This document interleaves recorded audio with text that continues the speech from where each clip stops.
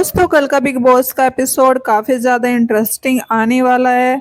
अभी कल ही लड़ाई हुई थी रजत के साथ में एलिश, ईशा और अविनाश की। तो वही सब बात कर रहे थे कि एलिश, ईशा और अविनाश की। हमारे साथ में जो है विवेन भी थे, चाहत को चिढ़ाने में, चाहत को परेशान करने में। बट उस उनकी कोई बात नहीं कर रहा है, उनको कोई कुछ नहीं बोल रहा है, सब लोग हमारे ही पीछे पड़े हुए हैं। ये बात जो है पहुंच जाती है तजिंदर बग्गा के पास में। और वो सारा और तजिंदर बग्गा जो है वो होते हैं जेल के अंदर। और वो बोल रहे होते हैं तभी एली शीशा भी बोलती है कि हमें सब लोग हमारे पीछे पड़ गए, पूरा घर वाले हमारे पीछे पड़ गए। और किसी ने भी विवेन को कुछ नहीं बोला।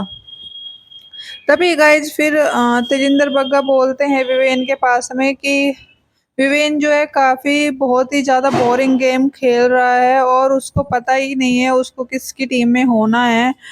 और उनका गेम बस यही है कि बिग कलर्स के लाडले बने हुए हैं और गेम उनका है कुछ नहीं। तो वो बोलते हैं विवेन के पीछे पड़ जाते हैं कि आपने कुछ नहीं बोला। तो तभी विवेन उनको बोल देते हैं कि आप जो है अपना गेम देखिए, मेरे को मत सिखाइए कि मुझे किसकी तरफ होना है, किसकी तरफ से बोलना है, नहीं बोलना है।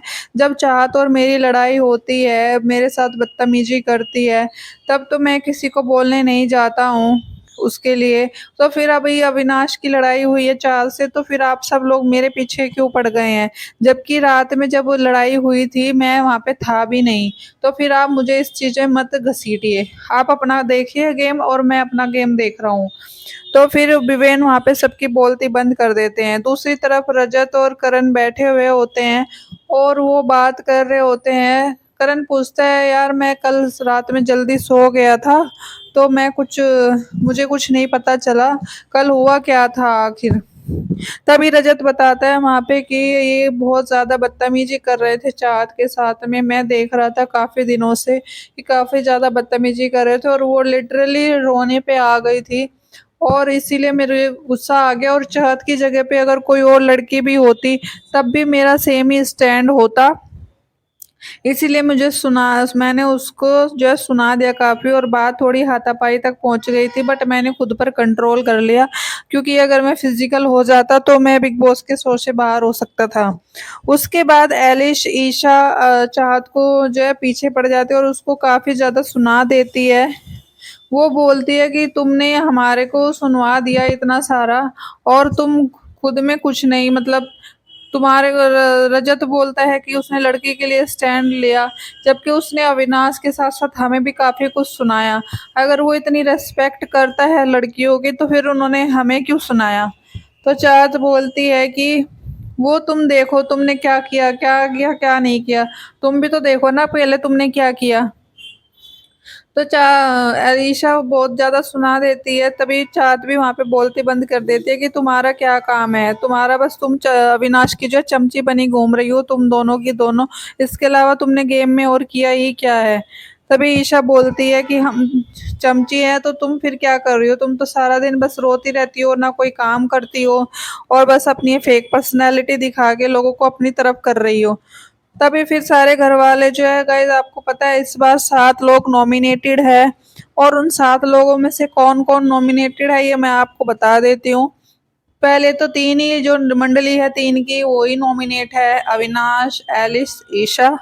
उसके अलावा गाइस है चाहत, शिल्पा जी, आरफीन और शहजादा। अब इनमें देखना ये इंटरेस्टिंग होगा कि इस हफ्ते इनमें से 7 में से कौन जाएगा। चलिए आपको ज़्यादा इंतजार नहीं करवाते हैं, आपको बता देते हैं कि इस बार जो सबसे ज़्यादा लग रहा है कि वोटिंग कम है वो है आरफीन। क्योंकि गाइज इन 7 के मुकाबले आरफीन की फैन फॉलोइंग बहुत ही लो है। तो इसलिए ज़्यादा से ज़्यादा चांसेस है कि आरफीन इस बार घर से जो है बेघर हो सकते हैं।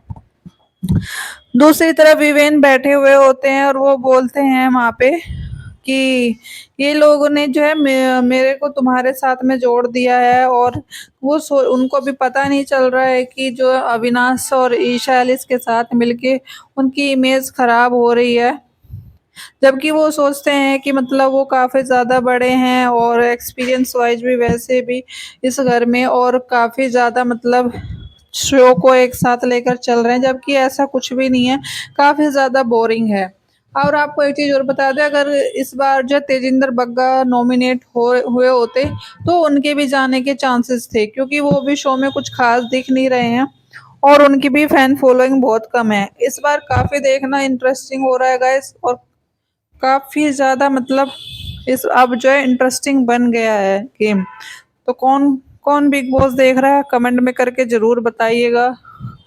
और फिर उसके बाद रजत बैठा हुआ होता है गाइस, वो सोचता है रजत किचन में जाता है तो वहां पे अविनाश उसको चिढ़ा देता है कि गरजने वाले बादल कभी बरसते नहीं है।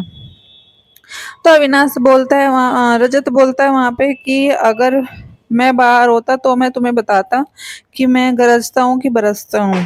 तभी फिर वहां पे चाहत बोलती है कि आप जो है अपने आप पे कंट्रोल रखो, ये आपको जो इंस्टिगेट कर रहा है कि आप थोड़ा इस पे फिजिकल हो तो आपको ये शो से बाहर करवा सके।